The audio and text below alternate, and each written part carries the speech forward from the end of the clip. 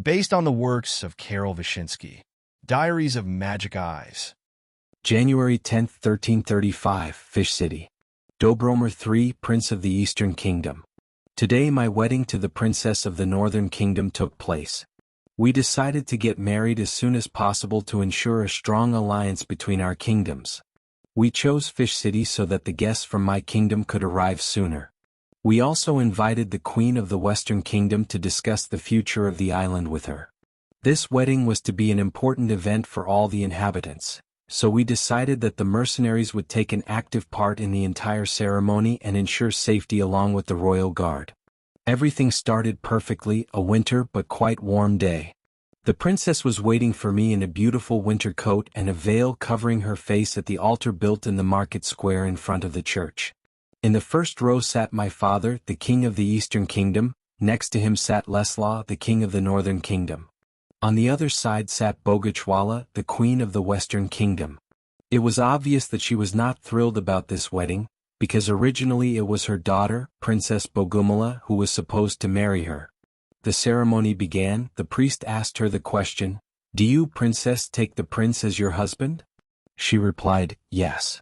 The priest asked me, "Do you, prince, take the princess as your wife?" I replied, "Yes." The priest announced, "I pronounce you husband and wife. You may kiss." I lifted my veil and kissed my wife. My dream came true, but the most important moment was coming right now. One of the royal guards, who was guarding the altar, approached us and struck me with his lance.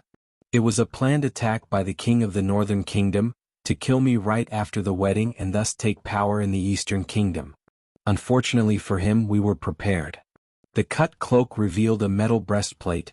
Everyone was surprised by the unexpected turn of events, especially the king, who was filled with rage that his plan had failed. He ordered all his soldiers to attack me. Here we moved on to the second part of our plan. All the mercenaries drew their weapons and stood to fight the royal guards. 5 guards rushed at me, but I activated my magic eyes and drew my shield with a mace, which my witness, Isber, held at the ready. The king saw that everything was turning against him, so he ordered my father and the queen of the Western Kingdom to be taken hostage. Even though my father and the queen had magic eyes, they were unable to use them with the blade at their throats. The evil king thought that he now had an advantage over us. He replied that his plan did not include the queen of the Western Kingdom, but that it was even better because now that she was here, he could kill her and take over the entire island without a stupid war. He ordered his daughter to approach and execute the queen. My wife approached the queen, her face still covered by her veil. Then her eyes glowed green. She pulled 2 daggers from her cloak and quickly disarmed the guard who held a sword to the queen's throat. The princess pulled off her veil, revealing her face. It was Bogusława in disguise. She looked at the person she had just saved and said, "Hello, mother. I am back." Bogusława is actually my former fiancée, Princess Bogumila of the Western Kingdom, who was kidnapped 6 years ago on the orders of the king of the Northern Kingdom himself.